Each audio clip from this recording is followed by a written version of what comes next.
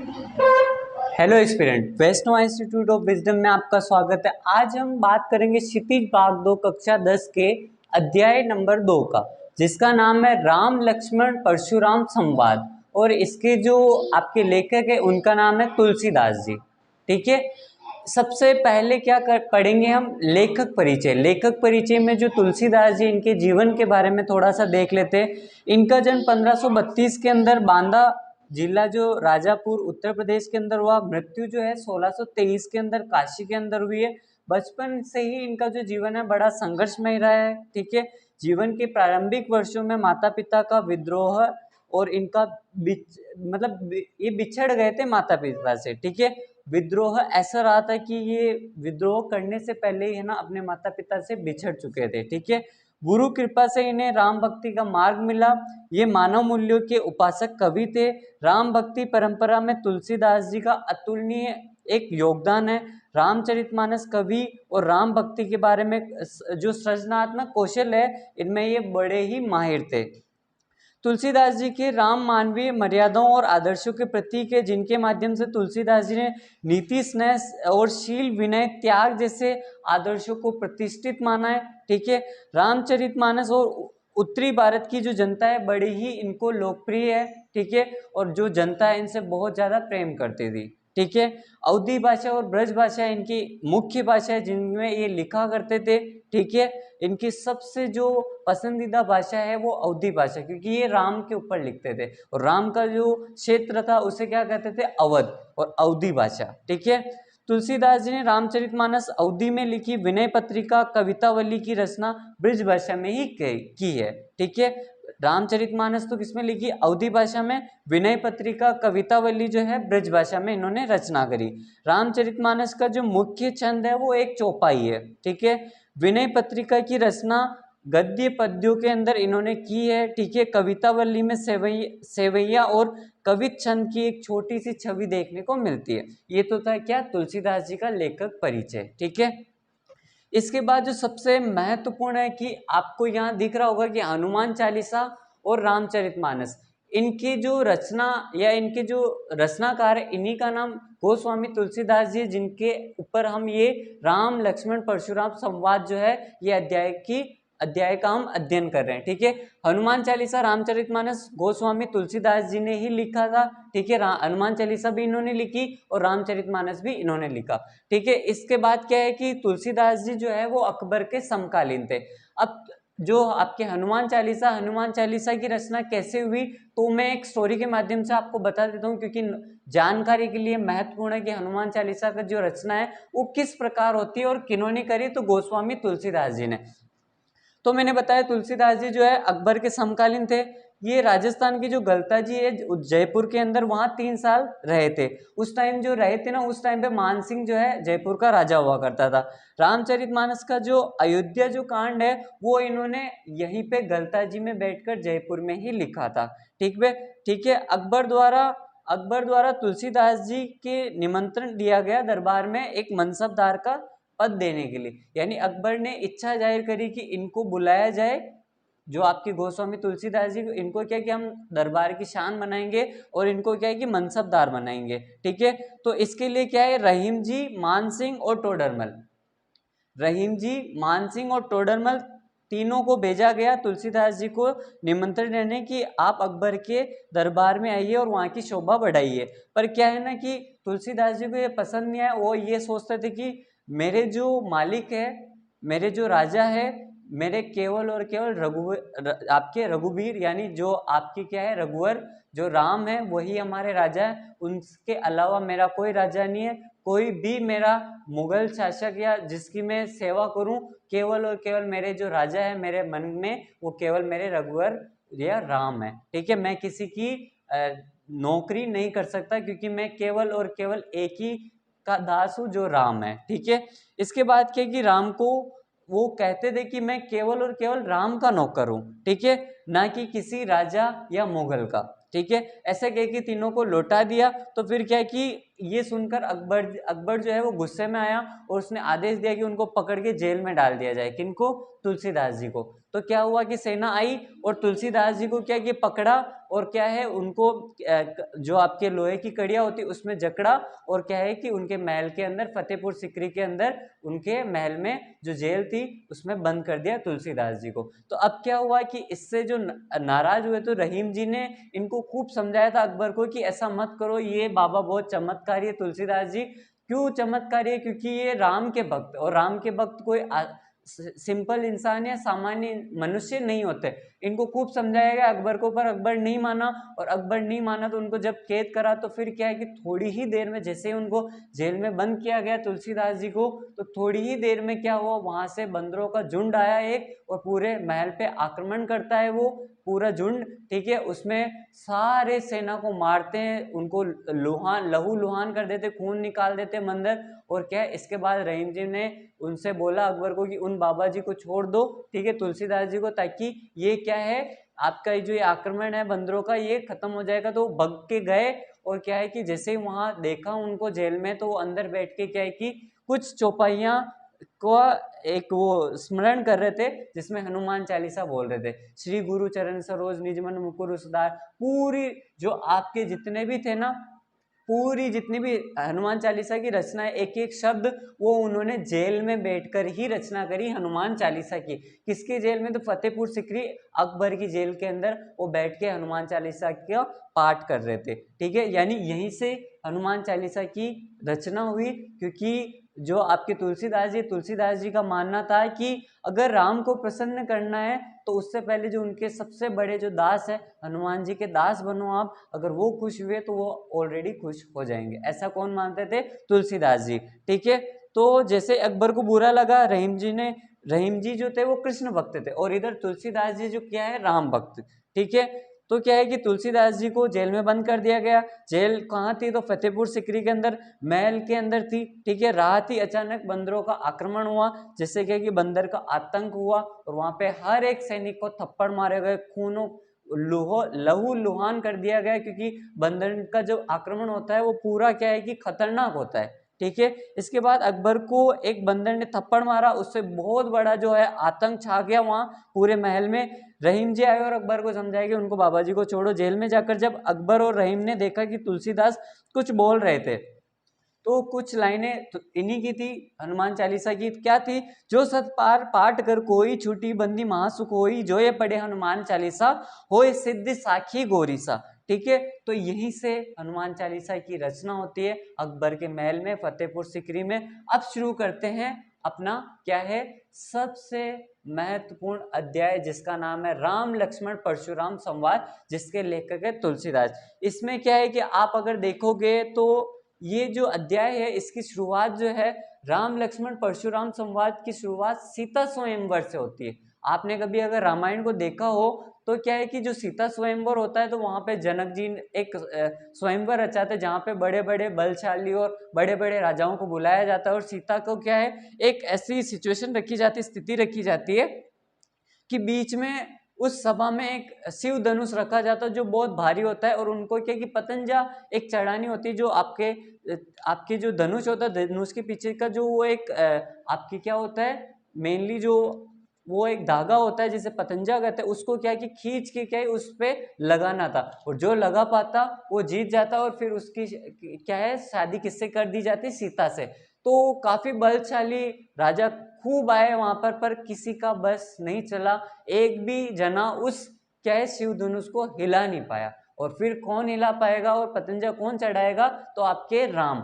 ठीक है, अगर आपने रामायण देखी हो तो राम लक्ष्मण परशुराम और विश्वामित्र जो राम लक्ष्मण के गुरु थे।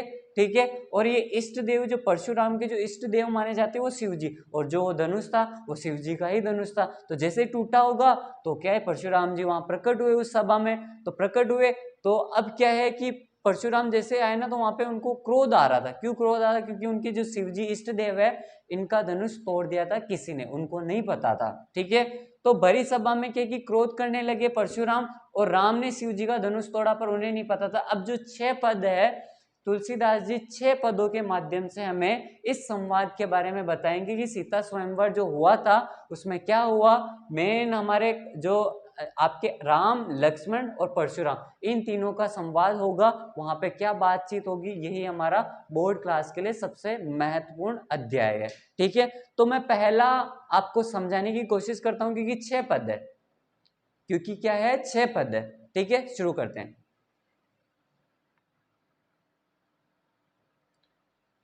तो क्या है कि पहला जो पद है, पहला पद मैं आपको पढ़कर सुनाता हूं। ठीक है, क्योंकि ये बहुत ही महत्वपूर्ण है।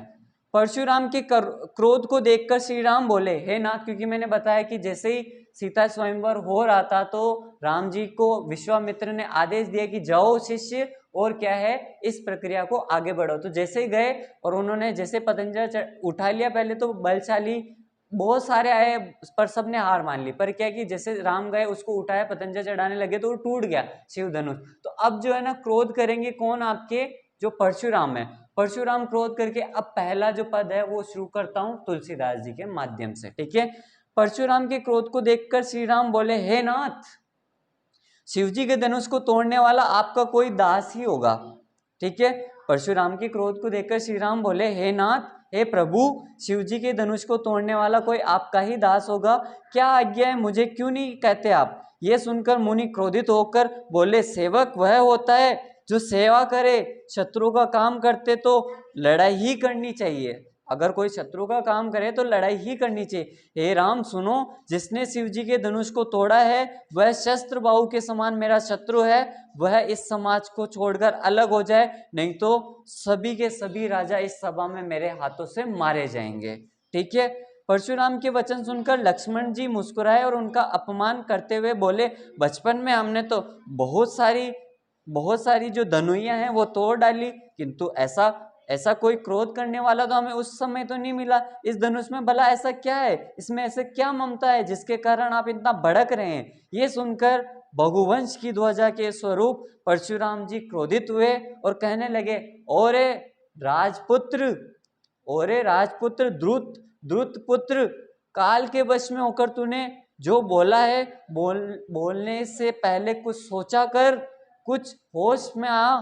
ठीक है, सारे संसार में विख्यात जो शिवजी का धनुष है ये कोई धनु ही नहीं है, छोटे बच्चों का खेल नहीं है। इसको किसने तोड़ा है मेरे को बताओ। तो ये जो पहला जो पद था इसका हिंदी भावार्थ है, जिसमें क्या है राम, लक्ष्मण और परशुराम संवाद हो रहा है। अब आगे सेकेंड पद में क्या है, लक्ष्मण जी ने हंसकर कहा, हे देव सुनिए, हमारे जान में तो सभी धनुष एक समान है। ठीक है, पुराने धनुष को तोड़ने से क्या हानि, क्या लाभ। श्री रामचंद्र जी ने इसे नवीन को देखा और देखते ही क्या है, परंतु ये छूते ही टूट गया, तो इसमें भला राम जी का क्या दोष है, रघुनाथ जी का भला क्या दोष है। तो मुनि आप बिना किसी कारण क्रोधित हुए ठीक है ऐसे बर्ताव ना करें। परशुराम जी ने अपने फरसे की ओर देखकर बोले, अरे दुष्ट, तूने मेरा स्वभाव नहीं सुना होगा।